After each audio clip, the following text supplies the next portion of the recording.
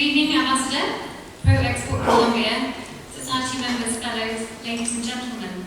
It's my pleasure to welcome you to the Royal Geographical Society with the Institute of British Geographers this evening. My name is Christine James, I'm the event manager for travel and cultural events here. We are absolutely delighted to be hosting the third annual event for Colombia here at the Society, and we very much look forward this evening to presentations by Diego Calderon, Colombia's foremost birdwatching expert, and Tom Chesshyre, travel journalist at the Times. We are especially excited this evening as following last year's event, two of our members, Robin and Liz, were so inspired that they actually took a 3.5-week trip to Colombia and have come back to hopefully get some more inspiration this evening from both of you to take a second trip. So they'll be very happy to talk to anybody and hope you can get some inspiration from them too. The Society has great links to travel and exploration, and following the presentations this evening, you will be most welcome to join me with a bespoke tour of some of our collection items related to Colombia. For many of you who are new this evening, the Society has over 2 million items, 1 million maps, charts and artifacts, the world's largest private collection spanning 500 years of travel. We have over 500 items specifically related to Colombia. We're not actually going to show you all 500 tonight, but we do have a selection including a 1772 plan of the city of Cartagena and various tourism maps, guides, beautiful watercolours by von Humboldt. So please do come and have a look, you'll be very welcome. So this evening, it's my pleasure to introduce our first speaker, Diego Calderon. It's his third visit over here. He's a degree in biology, has conducted many expeditions and field research looking at bird species throughout Colombia. The Andes is a particular favourite, but I know he has also visited the Pacific and the Atlantic coasts. He says that he's seen over 1,000 bird species just within Colombia. He's warmly enthusiastic, incredibly knowledgeable, and I look forward to welcoming him to the stage. Thank you ever so much for coming.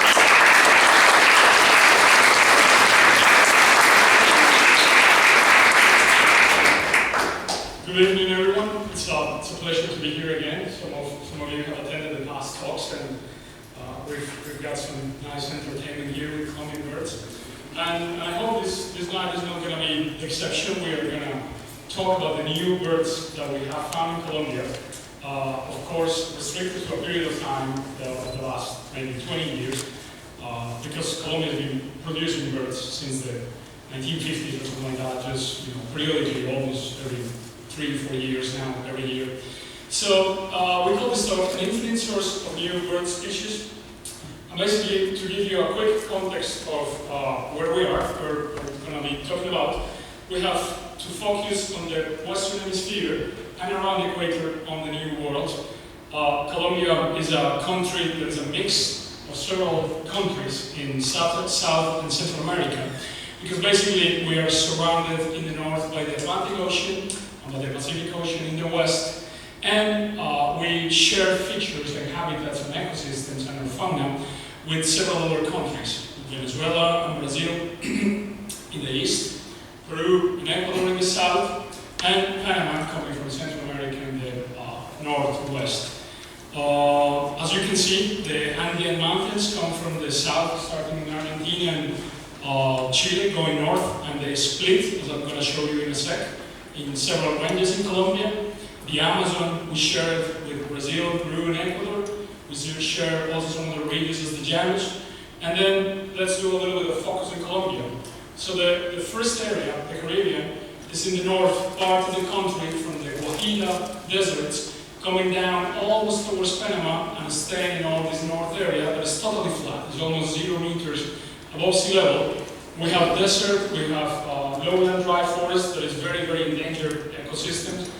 And we have also shoreline, of course, all this Caribbean Sea in the Atlantic Ocean side.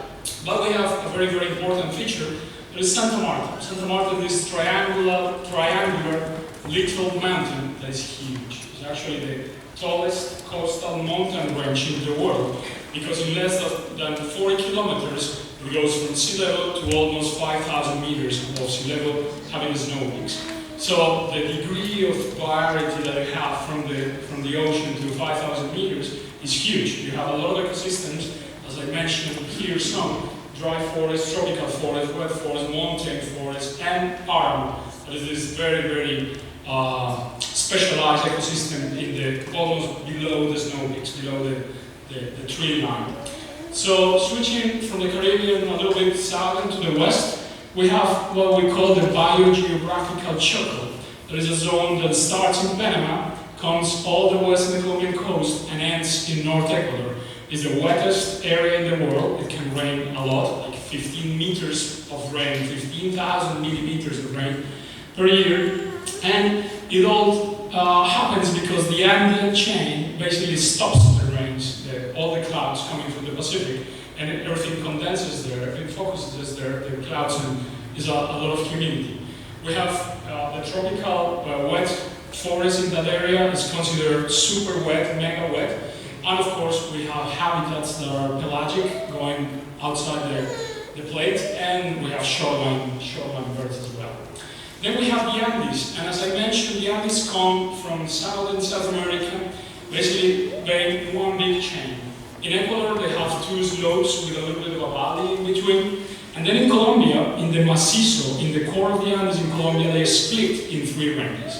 Eastern Andes, going all the way north, splitting again, continuing into Merida, Venezuela, and continuing into Perijá, that ends, we share with Venezuela, and ends in the north. Then the Central Andes, going also straight north and stopping in this area around the border with Panama. And the Western Andes, a very, very narrow, very, very different in geological terms, actually not of an Andean origin, is a former subduction of the Pacific plate coming crashing toward the Andes, but it's also a big, big cordillera, a big mountain range going north. And every cordillera, every range has its different fauna, its different animals, its different plants. And if you think that the Andes are relatively, even very tall in the south, are relatively simple, they only have west slope and east slope. In Colombia, you have 6 slopes. You have the eastern slope of the eastern Andes, the western slope of the eastern Andes. You have a lot of variation, and that's one of the secrets to make Colombia unique and huge in terms of animals and plants. So we have several habitats in the Andes. We have lowland tropical forests near the valleys. We have pre-montane and montane. Basically, at the 2,000 meters level, or the 1,000 meters belt, the forest down there is pre-montane, after that is montane, that's from the mountains. And we have tree line and paramo. In the ridges, something you can see in gray here, we have the snow peaks and areas with tree line, that is basically where the vegetation ends and the sandy and snow peaks areas come. And then we have a couple of other areas that are the interandean valleys. If we have all these huge ranges of Andean mountains, we have the green lower areas going in between those mountains. So we have the Magdalena River going, starting here in the Macizo Colombiano and flowing north, separating the eastern and the central Andes, going to the ocean in Barranquilla City. And we have, even not very, very well visible, in between the western and central, we have the Cauca River Valley, very narrow canyon, flowing north, going into the Magdalena, and then going to the ocean. We have dry forest, very, very critically endangered dry forest. We also have a lot of swamp and marshy areas, and we have again lowland tropical rainforest. And almost to finish these areas, we have the famous Amazon that you know from several movies, several areas. Some of you have traveled there in Brazil, in Peru. We share it. We only share a tiny bit of the Amazon. This is less than 10% of the whole global Amazon that there is in whole Brazil and Peru and Ecuador, a little bit in Bolivia. And we have lowland tropical forests, very, very beautiful, huge, pristine forests. We have white sand forest that is a specialization of the tropical forest where the soils are totally sandy, totally white, pure sand, and the birds and the fauna is totally, and the plants are totally different. And we also, of course, have huge rivers like the Amazon, a little bit of the Orinoco, the Caquetá, the Putumayo, the Lopez that are creating swampy and riverine habitats. And to finish, we have the llanos of the plains of the eastern lowlands. Basically, all this area, it's only less than 100 meters above sea level, totally grassy or flat savanna, and it's full of mammals. It's great for birds as well, a lot of congregations of storage secrets, etc. But it's great for mammals. If you want to see mammals, you in the open area, kind of safari-like African style. You go to the llanos in Venezuela and in Colombia. They are great areas. The habitats are the grassy savannas and swamps.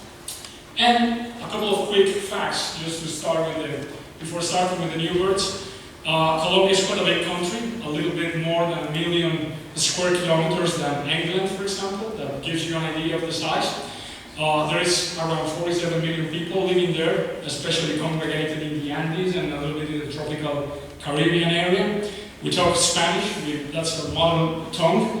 And we have almost 2,000 species of birds. Depending on the authority and the classification of the birds, you're going to find that that's not a, written in a stone number. It varies, so depending on your philosophy of considering this thing one species of bird or two, depending on where they live, for example. So around 2,000 species of birds. From those, 75 to 80 are endemics. And endemics are basically things that are exclusive from an area. In this case, birds that you only find in Colombia.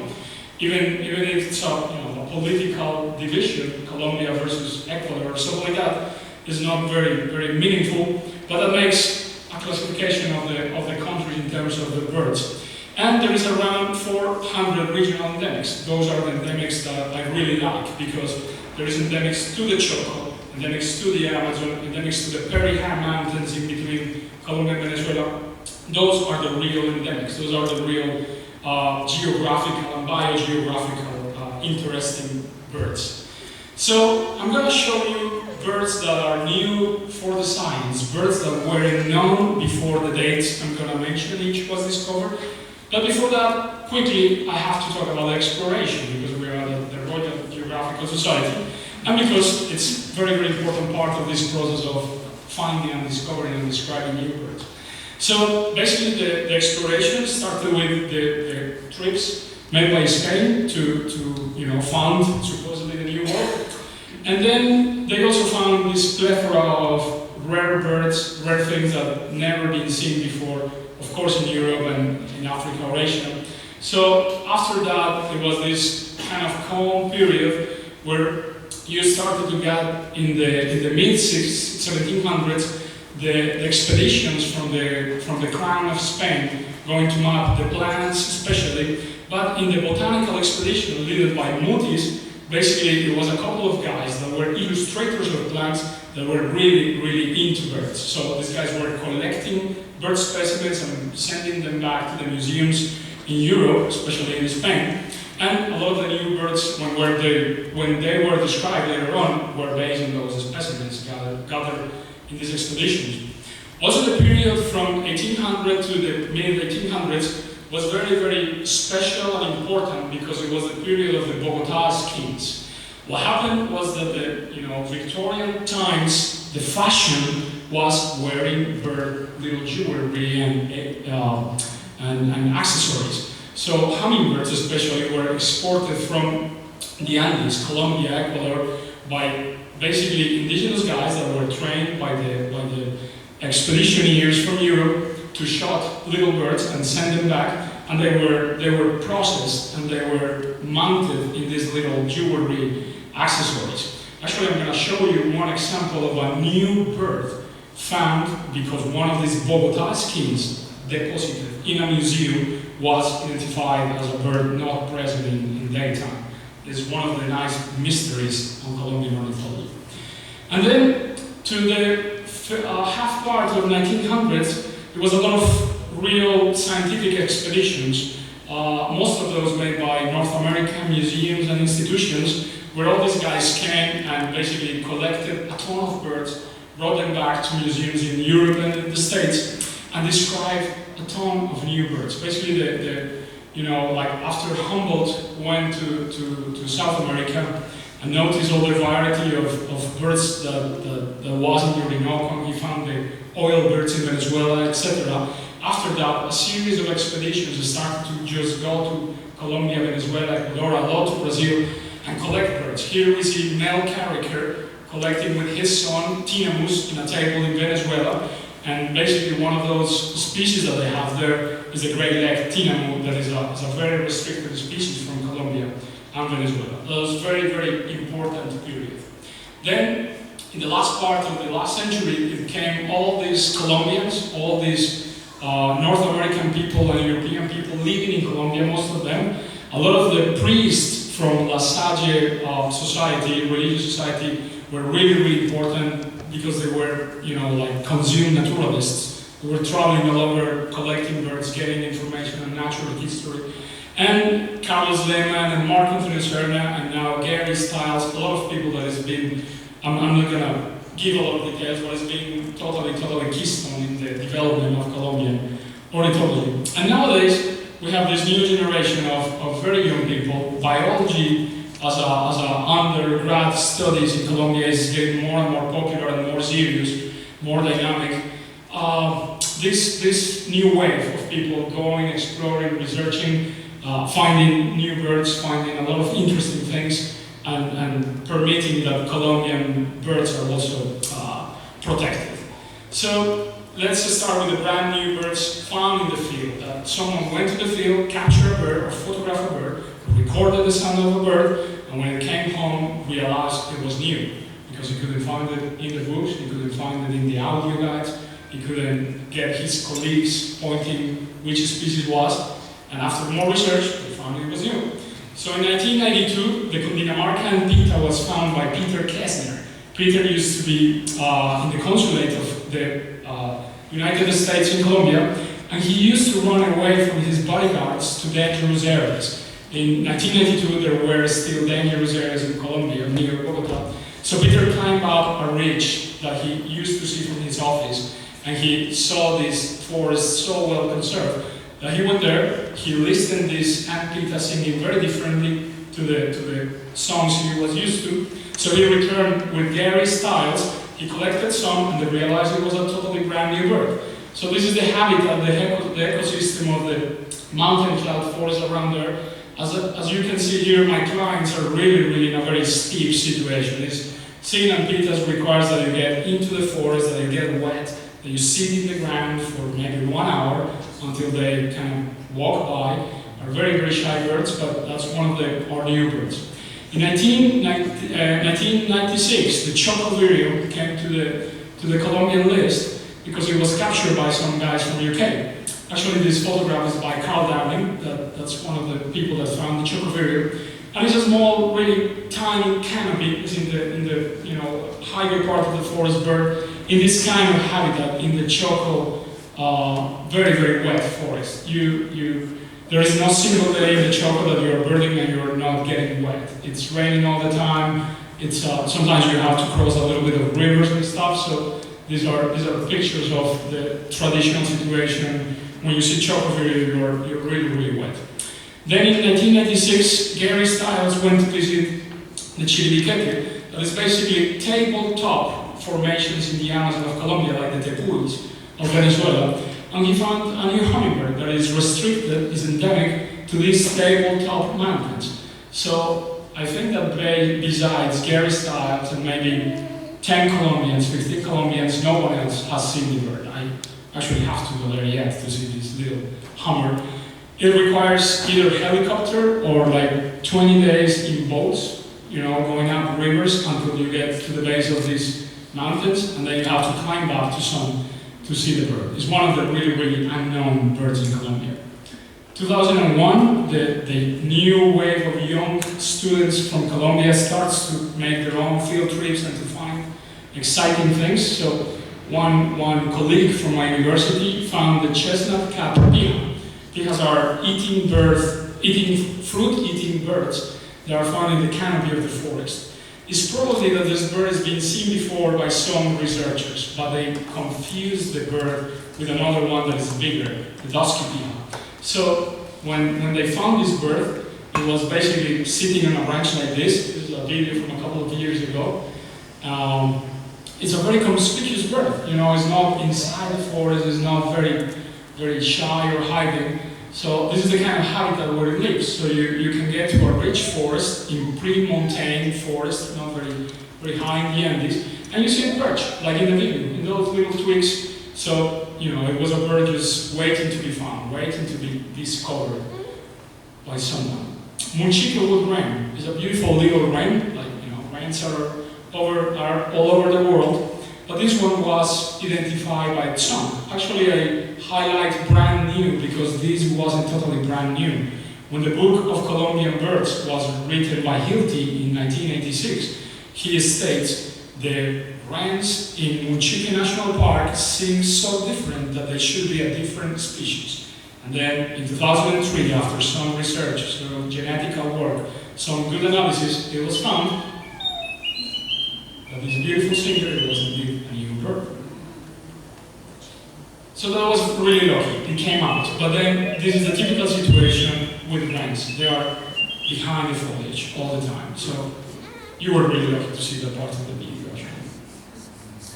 So this is where the Munchica wood wren lives, in montane forest, in the cloud forest in the western Andes. And as you can see, you can go through the road, along the road, and if you're lucky, the birds are going to be nearby. But if you're in the road and a bird is anywhere else, it's going to be really, really tough to get them in so dense habitat. Then we come to the tapaculos. We have several new tapaculos in Colombia. In 2005, this one was discovered, and it was named in honor to Gary Stiles. That's what's called Stiles tapaculo. Gary is one of the main figures in the Colombian ornithology.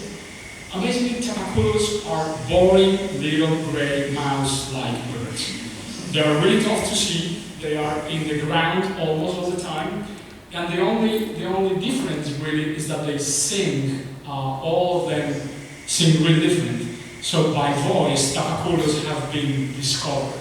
This bird again, it was probably seen by people, but it was never heard. So until it started singing and some researchers came, it was when they realized that it was a new bird. So it likes to live in this kind of very, very dense cloud forest. So this is a photograph of a group of French photographers from Medellin. And when a tapaculo starts singing in the bank near the road, this is what photographers or birders would do, just spreading it along and everyone just praying for the tapaculo to show up for a second in a little branch in front, because they are all the time moving, all the time and just singing, not cooperating a lot. This is a beautiful hummingbird, a group of hummingbirds that is restricted to the New World. We only have hummingbirds in America.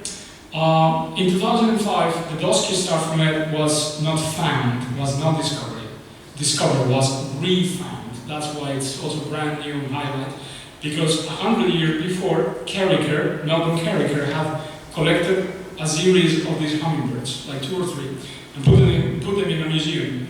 And then it wasn't seen by anyone for 100 years. So people were saying, oh, that's not a real species, that was maybe a hybrid and something that's not going to happen again.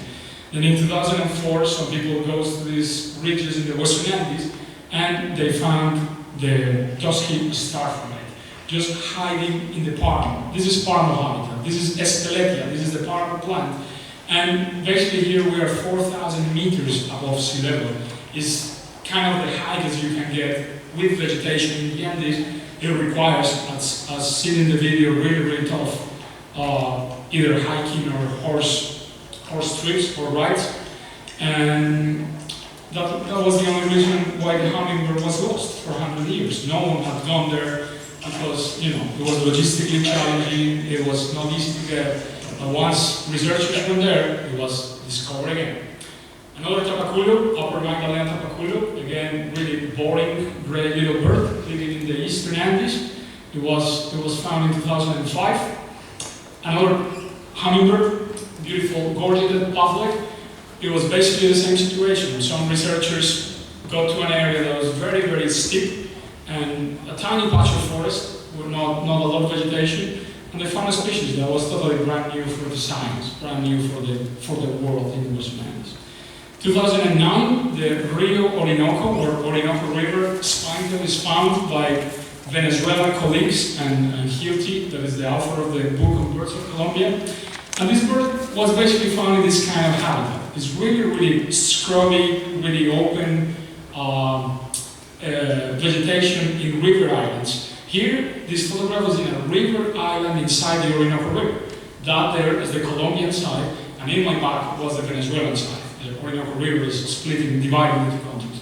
And basically, this bird was found living in this vegetation along 3 other new birds living in the river. 3 others that are already found in Venezuela, not yet in the Colombian side, but eventually they will be found there. And one of the last and most recent cases is in 2010, the Urrao ant pita. Another ant pita, like the first one I showed you, very, very shy, very difficult to see. And pitas, are characterized by very, very long legs, so they jump all over the forest floor.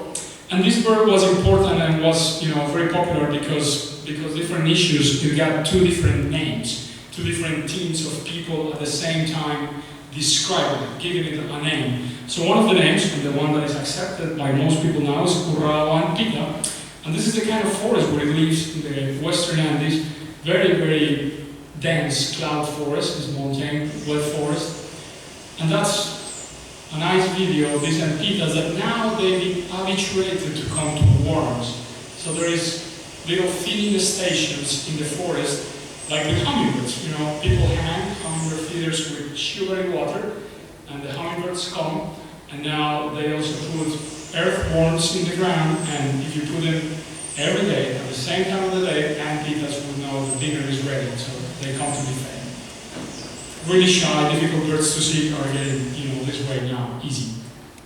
The last new bird from the field that we have found in Colombia is the Antioquia wren. We found it in 2010 and 2011, and we described it in 2012. I was part of this discovery. And basically, it's a crazy story. It's a beautiful singer, like our friends. It's a crazy story because look at this. This is the habitat where it lives. Very open area in dry forest. So basically, it lives in an area where there is a lot of holiday farms, holiday houses, and very open. Doesn't need really dense, good habitat.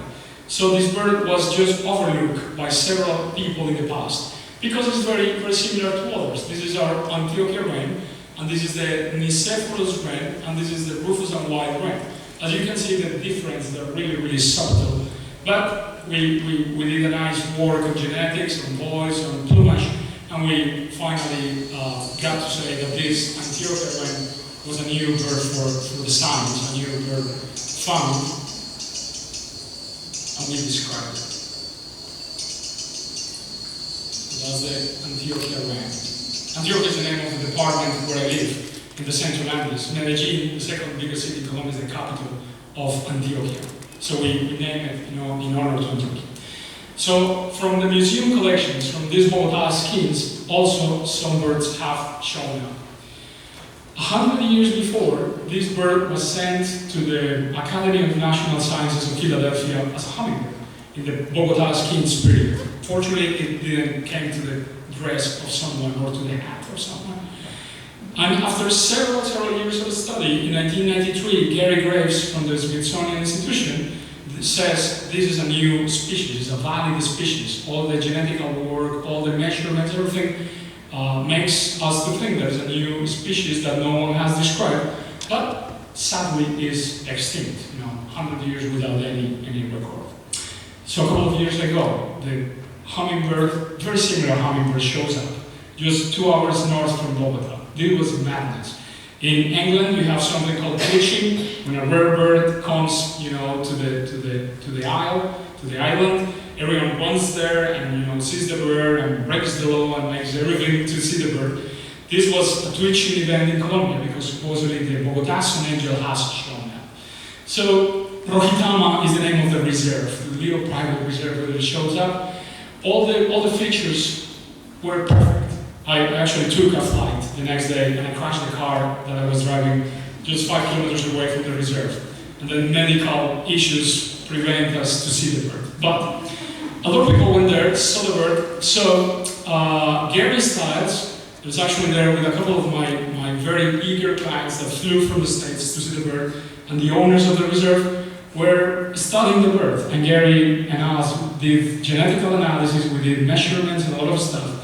And this is just hot from the news. The Bogota sun angel is still extinct. This bird, it was found just 1 year ago, 2 years ago, near Bogota, is a hybrid between 2 other different hummingbird species that that looks almost exactly the same to the Bogota antelope.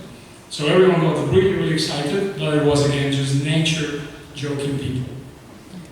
This is one of the good examples from museum skins collections, new birds. This Parker's antbird was basically hiding, like it is in the photograph, for several years under the name of dusky antbird.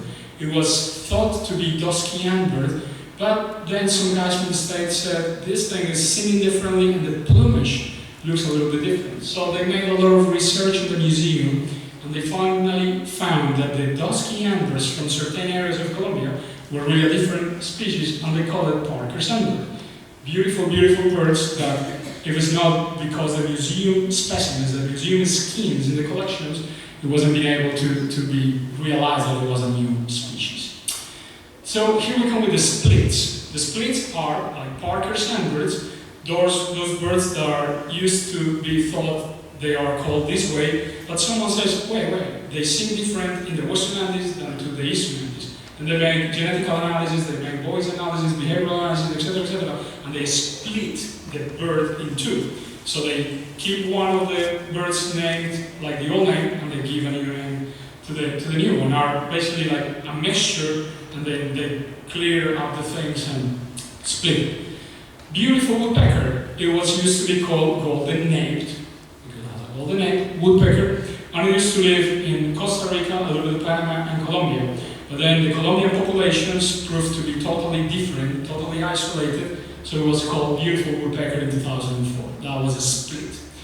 In 2008, a foliage gleaner living in Santa Marta Mountains in the Caribbean, that huge mountain range I told you, it was basically split because it was used to be called ruddy foliage gleaner, but it seems totally different to ruddy foliage gleaner. Its DNA is totally different to the ruddy foliage gleaner. Its behavior is a little bit different to the ruddy foliage gleaner, so it was a split as a different species. That also happened with this tapaculo from the Western Andes. So this being basically a way of padding our list, of getting more different birds that are of course different.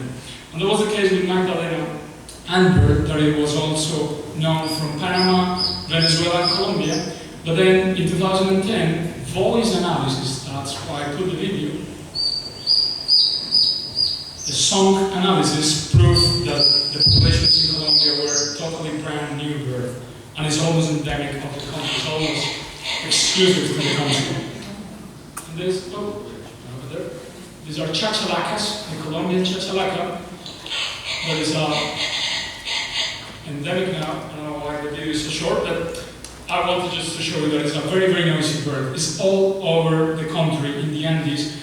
A lot of the people that has family here in Colombia knows that Colombian chachalacas come to the backyard, come to the banana feeders. They are really, really common, but they used to be considered a bigger species occurring in Colombia, in Ecuador, in Venezuela, in Brazil, and now they are split. They are exclusive from Colombia. And the last case of these splits is the long-tailed antbird.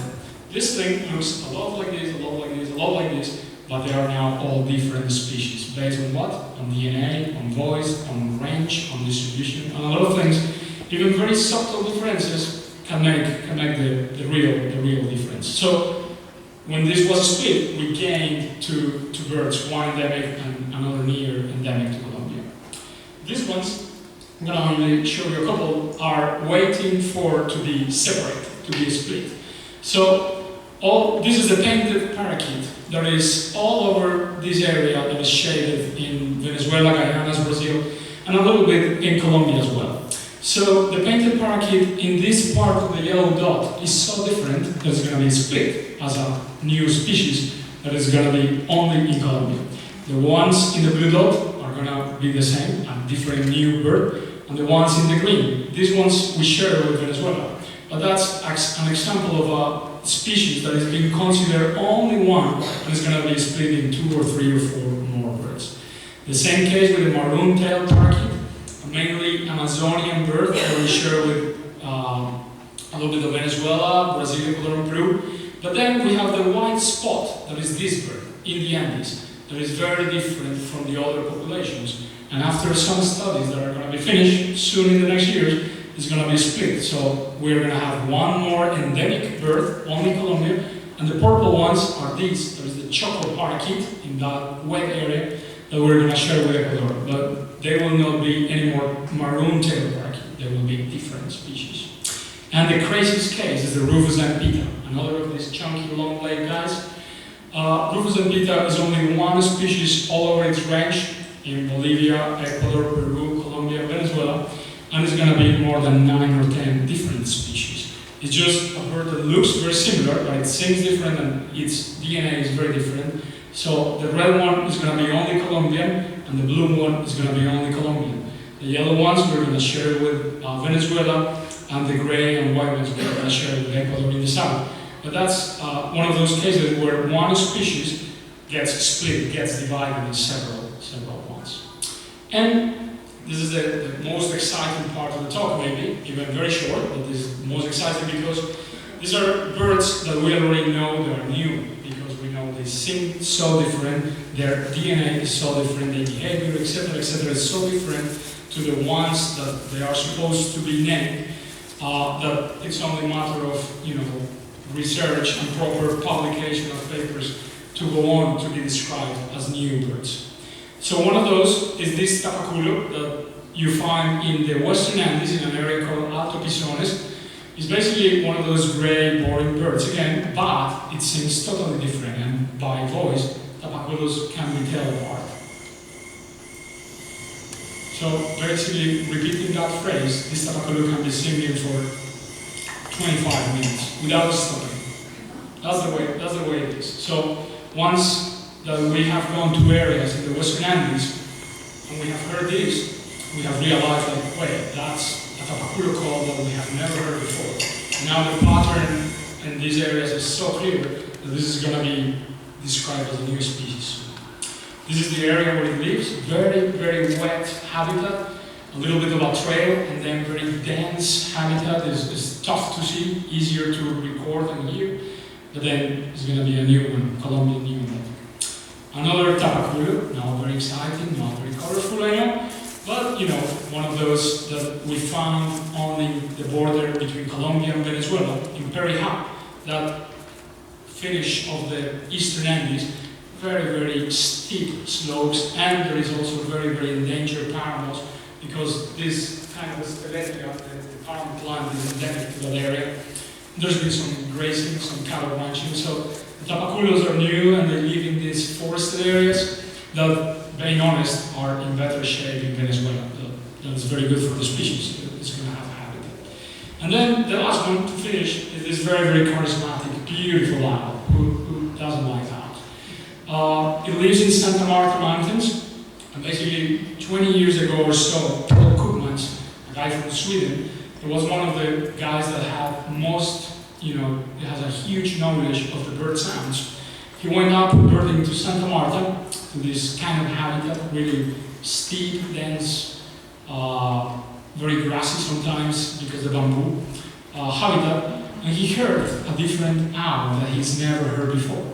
He came down and he told his colleagues, there is a new species of owl in the Santa Marta Mountains, and it's just a matter of going up, recording it, capturing it, measuring it, getting DNA samples to describe. So that's basically one of the beautiful birds that we have in Colombia. This one, we can see it in the tours with our clients, and everyone goes up to Santa Marta to see all the exclusive birds, including this beautiful, beautiful owl. It looks a little bit mean. No one likes to be photographed in the night. And as this owl, as you have seen, and as exploration goes by, is for sure many more birds to come. New places being birded, being discovered, and new areas getting new roads and ways to go in trips. So there's going to be more birds. It's going to keep going and being exciting birding in Colombia, visiting Colombia. I want to thank a lot of people for allowing me to use their photographs, and to every one of you for being here tonight. Thank you.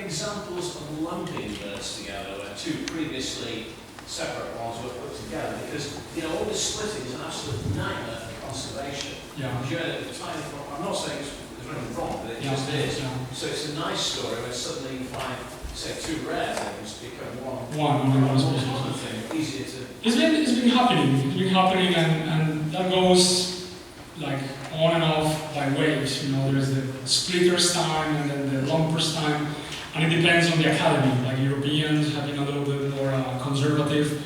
Then all these DNA, very young people doing their masters want to split everything, want to create new birds. But there are some cases. For example, two little wood nymphs, two little hummingbirds, violet crown and green crown wood nymph. They used to be considered two different species, one having very violet crown and the other very green.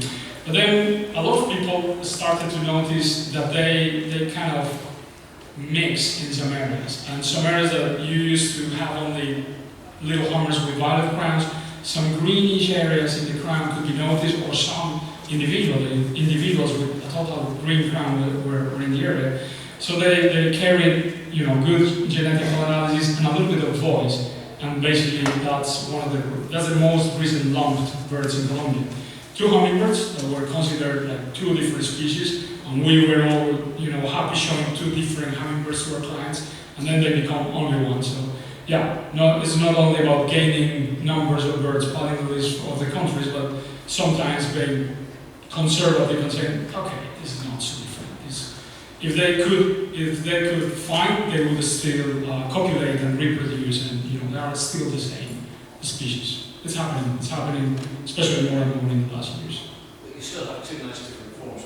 Yeah, they are different. Yeah, they are isolated. They look a little bit different. Yeah, they are still, you know, meaningful for several birders. Like we still have only one bird, but with a lot of differences. They are not split yet, and everyone, all these people want to see all the different forms, all the different races.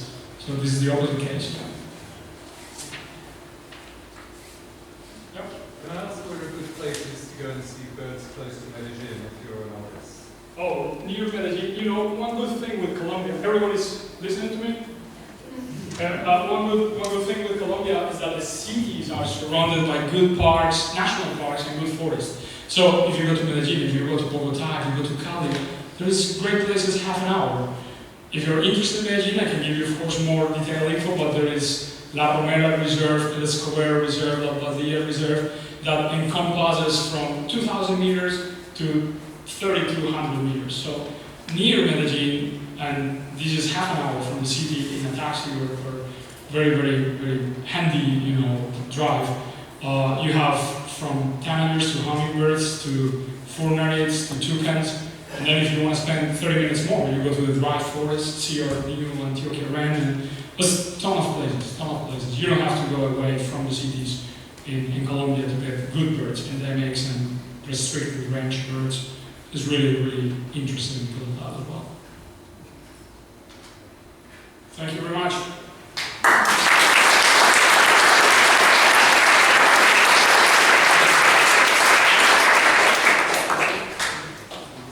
It's my pleasure to introduce you now to Tom Chesshyre from the Times, who has been to Colombia 4 years ago, and who would like to share his experiences he had in Colombia with you. Tom. Thank you very much. I went 4 years ago for 1 week in Colombia, so my knowledge is rather limited. But I think I've been asked to come here today to give you a simple overview of what you can see in a short time in the country. And kind of when I was invited to go to Colombia, I think it was for the country wanted to show that it was a safe place to visit. And at the time, the slogan for the tourist board was, "The only risk is wanting to stay," or something like that.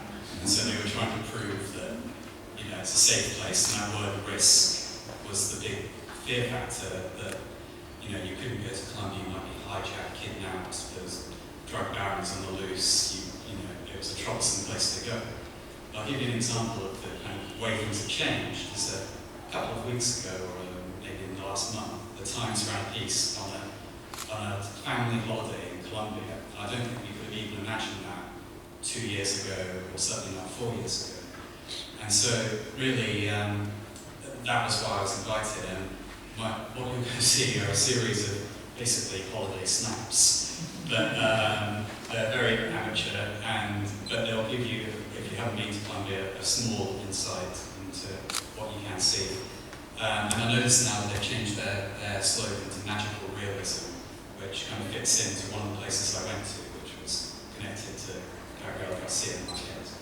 So I'll begin my very amateur holiday snaps demonstration that will give you, I hope, a little bit of insight into what you can see in a week in Colombia. And I'll start, this is Bogota, the capital, where I spent one night. And this, as I understand it, is Plaza Bolivar, with the statue of the liberator, Simon Bolivar, at the centre of the square. And it was a very busy city, as you'll see in a couple of pictures' time, although it was peaceful in the centre. And what I principally remember from visiting the square, that they had some of the most delicious tangerine juice stalls I've ever come across anywhere. So they were very good on fresh tangerine juice. And also just off this square, there's an artist who I've previously not heard of, but perhaps I should have. Fernando Botero. Of course I should have. But it is beautiful visiting the gallery and seeing these pictures, seeing these wonderful pictures of some statues and learning all about him. And also going to the emerald jewellery stores, which is not very far away from the square either, and incredibly valuable and one of the best places to buy emeralds anywhere in the world. Continue onwards a little bit. So this was just again the square. This is another random snap which shows them sort of small and gives a little bit of the atmosphere.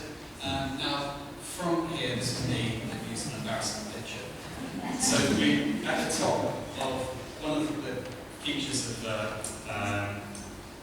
Bogota that really stood out for me was the mountain Montserrat Hill mountain, and you get up there by either funicular or cable car, and the view is absolutely mind-boggling. So you're suddenly, you get an extent, you see the extent of the city, and I hadn't realised being down at the Plaza Bolivar what it was actually like. It really is like nowhere else I've ever been, and it gives a very great first impression of the city, and also kind of what it must be like to live there. I mean, there were areas that you can see that were more sunlight than others, but it was quite an unusual sensation being able to go up so quickly and in the middle of the city and get this view, which I think really stood out for me from Bogota.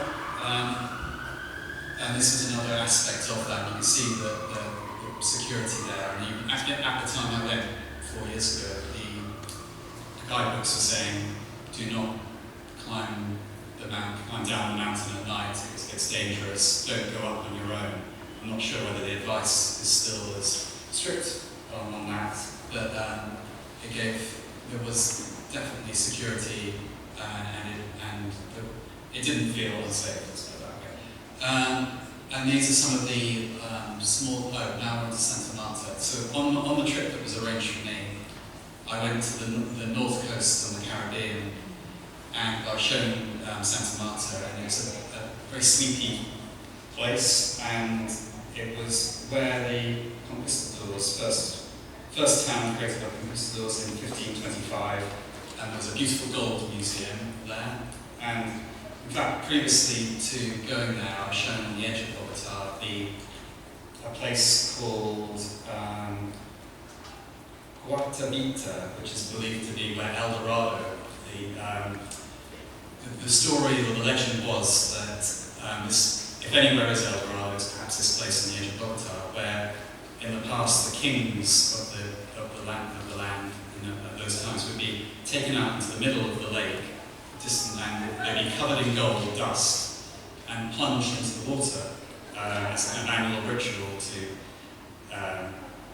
create safety in their land, and the gold would settle at the bottom of the lake. And so this was, if anywhere was El Dorado, they believed this one place outside Bogota was El Dorado.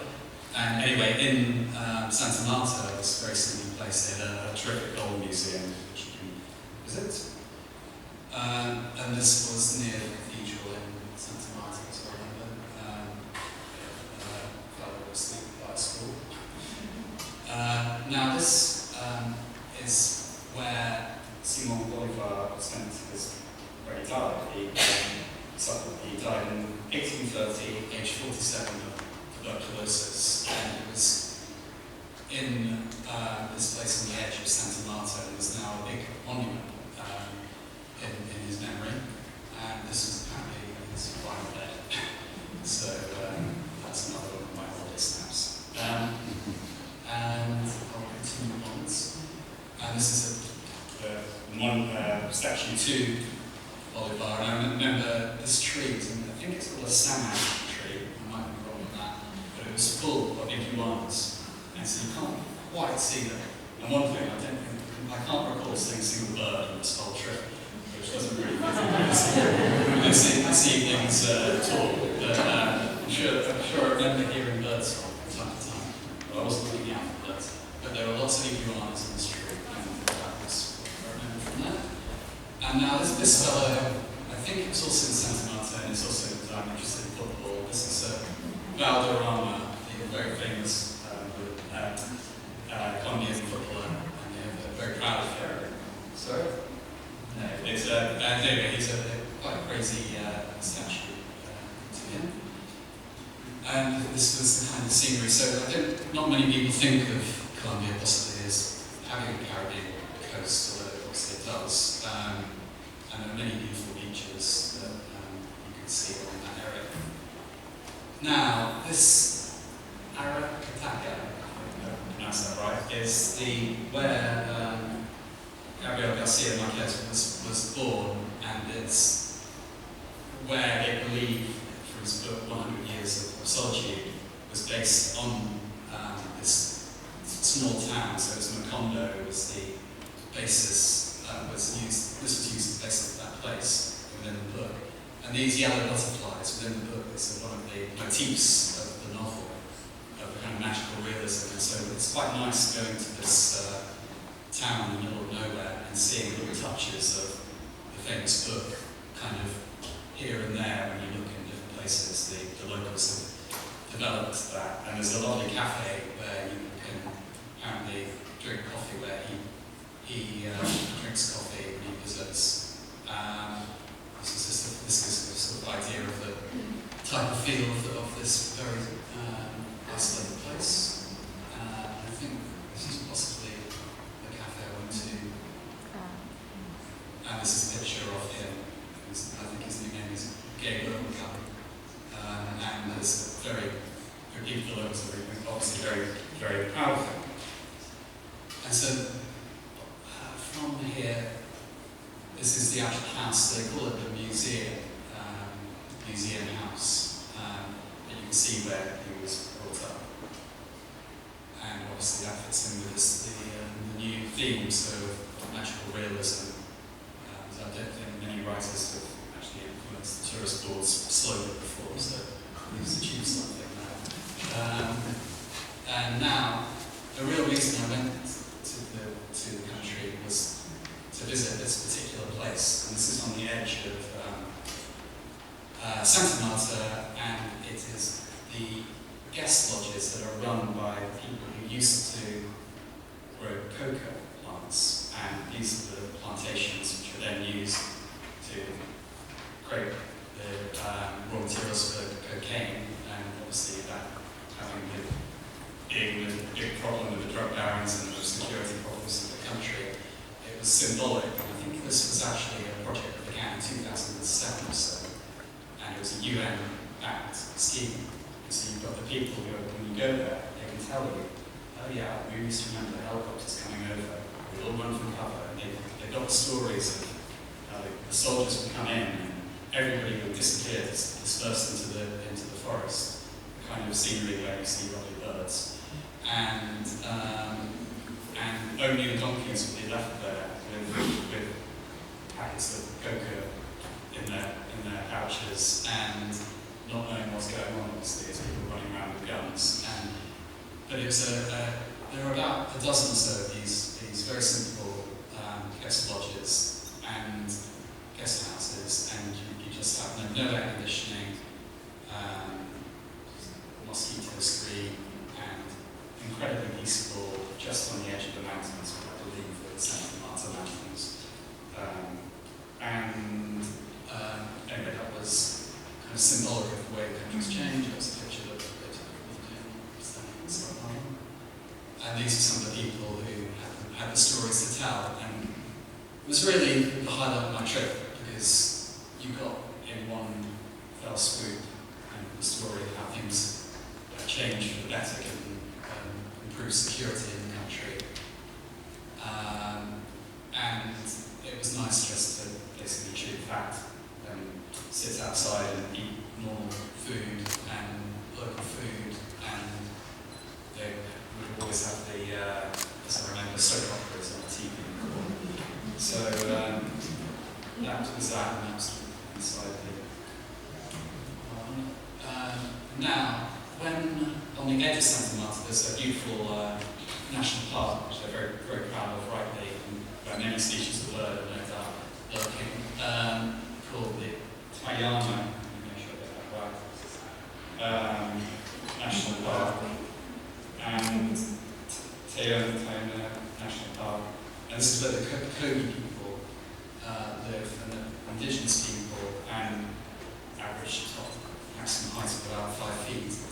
And they were absolutely fascinated to see, even though Westerners are pretty common, they would come look at me and stare at the watch. They did not understand the concept of time, or incredibly sheltered from the rest of the world, and that you can meet people from in a particular village I was taken to in the hills. You can meet them and talk to them.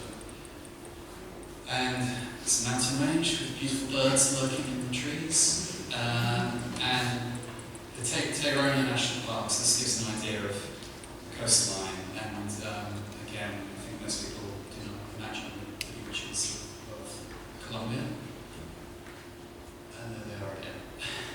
And these were some of the huts that were near, in the middle of that national park, which were quite luxurious actually, so you could live in some style down by the waterfront. And that is that. So it's just that's just, I think I was called in to give you a very quick overview of what you might see as a tourist, really. And also I get the real sense, I think when we did have this family tourism piece about Colombia just within the last month, it really does show that the country has changed, and it's interesting, that it's really on a tourist map now. So I hope I told you something from those very short few pictures. So thank you.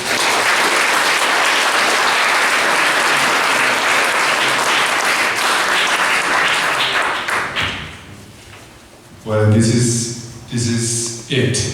And this is only one side of it. This is only one side of Colombia. We are very happy to be here for the third time, for the third consecutive year, the Royal Geographical Society. Thank you, Tom. Thank you, Diego.